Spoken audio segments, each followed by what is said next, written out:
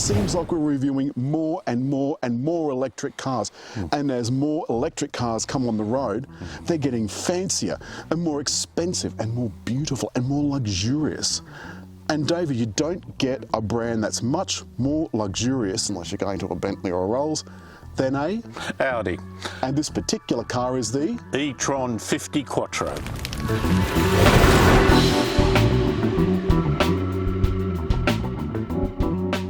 As we come along the side of the car, we see one of those new style of sportback type SUVs that's becoming more and more common. Now, Mercedes and BMW also do them. Badly. And you know, David, I can't help but think they look like my Auntie Merle at an all-you-can-eat. All elbows and arse. The slopey back on them looks terrible, but I think this balance is better than others. Looks fabulous, and the doors go all the way down, like most SUVs do. It's got electric locks that, of course, sense you with the key in your pocket. It's a nice thing, but of course, all EVs need charging. And David, this has a bit of a trick. It's got the charging point here, David. Would you give it a press?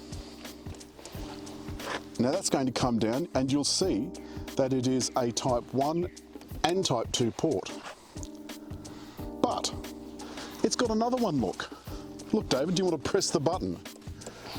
Now, oddly, this is just Type 1. Alan, that was easy. Nice and remarkably, plenty of space. And considering how low the door is, I thought that was pretty good. Oh, look, this is very comfortable. Are we going to do the head gag? I think we should. How's your head? I have 2 inches, 1.5 inches and clearance. No complaints. And no complaints. You can fit your feet under the seat in front. Which makes for much more usable room. I have a little... And thigh support. Yep, I have 2 USBs here, and you can get in the upmarket versions, I think, where it's climate control. It is climate control, and also those USBs are Buckley. Actually, I had to duck my head a little further. Yeah, that's because I've got the seat a long way up. Oh, okay. But you've got power adjustment for the seat, so God forbid your battery should go flat. Now, we don't have the optional sunroof, which I think is good that it's option, because I don't want one. No, I don't want one either. Steering wheel? Yes, it's got one. And the buttons are nice and easy? Yes. I noticed the audio controls are on the opposite side of the steering wheel to where they normally are. It took me a while to think where they were, yes. But it does have a volume knob. Now, there's no engine, so we don't have to worry about any nasty noise. Here's a couple of interesting things. If I decide that I'm going to have my temperature at a different temperature, I can. But if I want to sync them, I can just pinch and it syncs them back to the same temperature. Up here, David, would you like to demonstrate where the favourites are for the radio? It took us a long while to find it. Source. I would have thought source was with AM or FM, but if you go into the source... There's DAB or favourites. I mean, that's just daft. The rest of the inside of the car looks absolutely gorgeous, and I'm particularly fond of the gear selector. You select this way, up into reverse, down into drive, or there's a P for park on the side. Electronic handbrake, of course. It's brilliant, and a nice big deep centre console with configurable cup holders, so you push those and they disappear. Lovely. Now see these lights here, they only come on. Just now they don't come on again. I don't know. It's supposed to be ambient lighting, and I've looked for every setting and I can't make it do anything. I think this is a typical modern car where you have to have it for a considerable time, where you try everything, read the manual, get confused, try something else again. You remind me of one of those little old ladies that backs halfway out of car park and then they have to do a 17-point turn because they haven't gone quite far enough back. It's a lack of confidence in technology.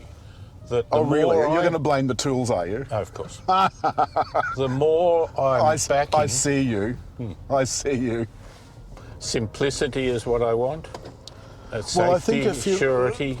I think if you're looking for simplicity, you're probably looking for an old car, because none of the new ones are simple. If anything, they're looking for complicity. Whatever's the opposite. On this road, David, we're getting along at a cracking pace. And what's the first thing you notice? Well, it's very smooth. Isn't it? The It's steering is not sort of sports car razor sharp in one way, yet it certainly turns in consistently. Yeah.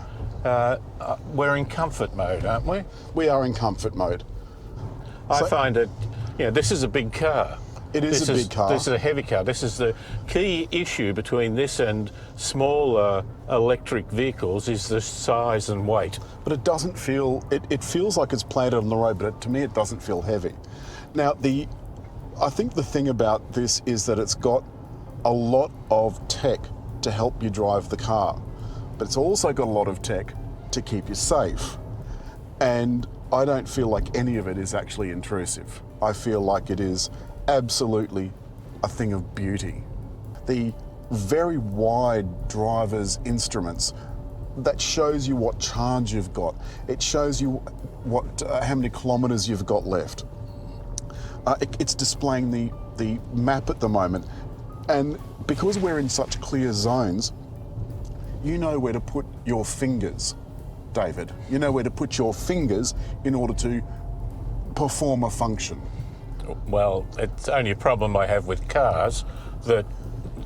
Well, I wasn't suggesting you had the problem with putting your fingers in other places to do things at any other time. And it's very quiet. It feels like we're being conveyed.